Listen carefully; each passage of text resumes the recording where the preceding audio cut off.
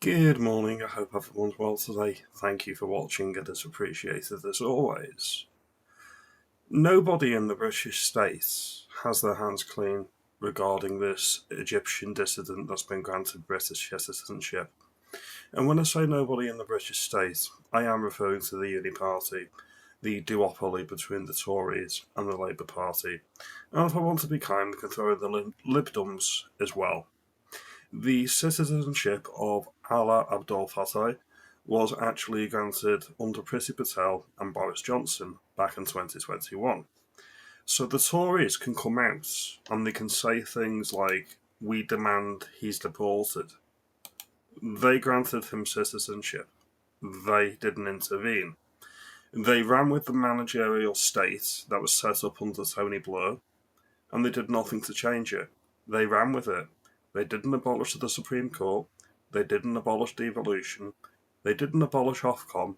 They didn't abolish the Human Rights Act of 1998. They didn't do anything. They just washed their hands of it and says, "Oh look, we can be popular, we can be cool, we can be financially prudent and rule." And they chose not to do anything about it. So no, they're not going to be forgiven. Now, this is a gift to reform. Reform are the only party that can go into the next general election saying, if you want change, if you want reform, vote for us.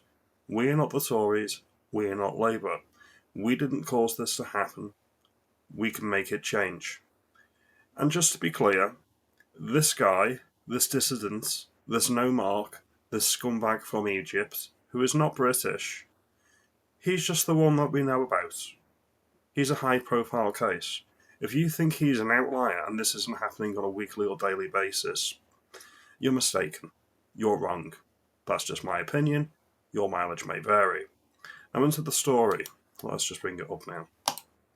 The Prime Minister's official spokesman says, "We welcome the return of a British citizen unfairly detained abroad, as we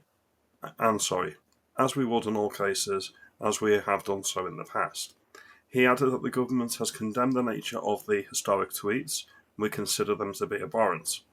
It is understood that the Foreign Office has stated an internal review in how this case has been handled by successive governments. Conservative leader Kami Badenoch and Reform leader Nigel Farage have both said the Home Secretary, Shabana Mahmood, should look at whether he should keep his citizenship or not, or should it be revoked so he can be swiftly removed from the UK. Farage said in a letter to Mahmood, "It should go without saying that anybody who possesses these racist, anti-British, anti-white views should not be in the UK." And it also exposes the hypocrisy. Everybody in the lefty establishment gunning for Farage over alleged comments that he made in high school when he was a child, over 50 years ago. They'll make a big, huge song and dance about that over alleged comments and things that may have been said as a child. However, if you're not white and you're not British and you believe in the principle of the magic soil, where you become British as soon as you step foot into England, then you get a free pass. Well, no, I'm not having it. The Prime Minister, the entire establishment is lying when they say they had no idea about these historic tweets. I'm not buying it. I'm calling bullshit on that. And the Egyptian government has said pretty much the same thing if we look at this from Hub News.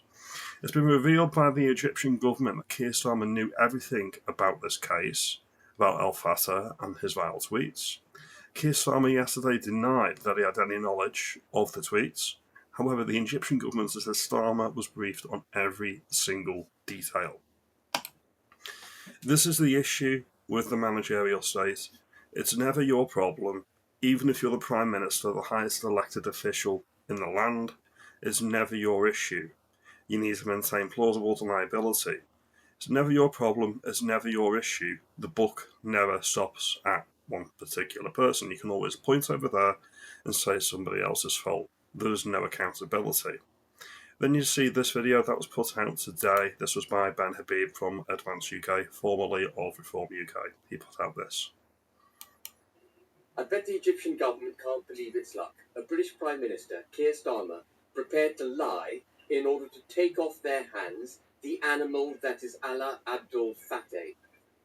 They came out yesterday, the Egyptian government did, absolutely contradicting Starmer when he said he was not aware of the vile messages put out by Fattah. Well, if Starmer was aware of those messages and he brought Fattah into this country, it absolutely proves what I have been saying for years, that Starmer is anti-British.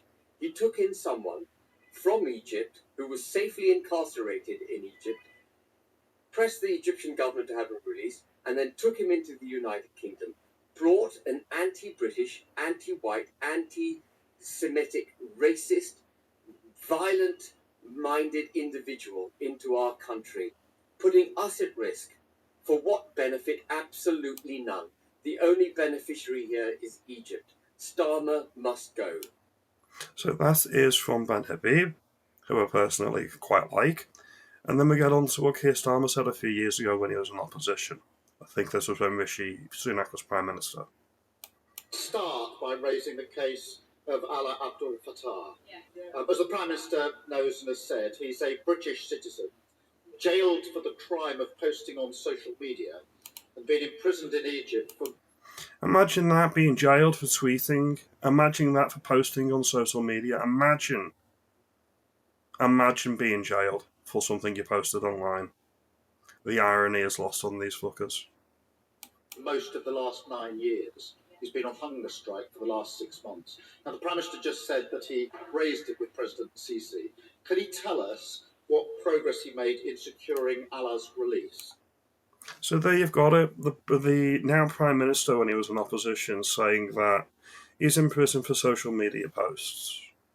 Are we really buying the BS? Are we really buying that nobody in government, when you look at the people that are in government, how they like to micromanage every aspect of our lives, what we say online, what we don't say online, how quickly they can get the thought police around to crack down on dissenters. Are we really going to believe that they didn't know that this was happening? No, I'm not going to believe that. And the Tories do not get a pass. This happened while they were in office. This is why the duopoly of the two parties needs to be smashed completely and truly. Reform is the vessel, reform is the vehicle to do this, and Advanced UK is obviously the standby in case things go tits up with Farage. These are just my thoughts. This week has sealed the next election well and truly. All you need to do is get Lucy Connolly on the reform circuit talking about this during the next general election. Put her in, I don't know, against Yvette Cooper. Put her against Yvette Cooper in her seat, because she was the Home Secretary when Lucy Connolly was put in prison. It's going to be a bloodbath, I think. Oh, that's going to be epic. It's going to be really, really fun. Anyway, if you like this video, give me a like, give me a subscribe. I will see you in the next one. Keep enjoying your Christmas and stay classy.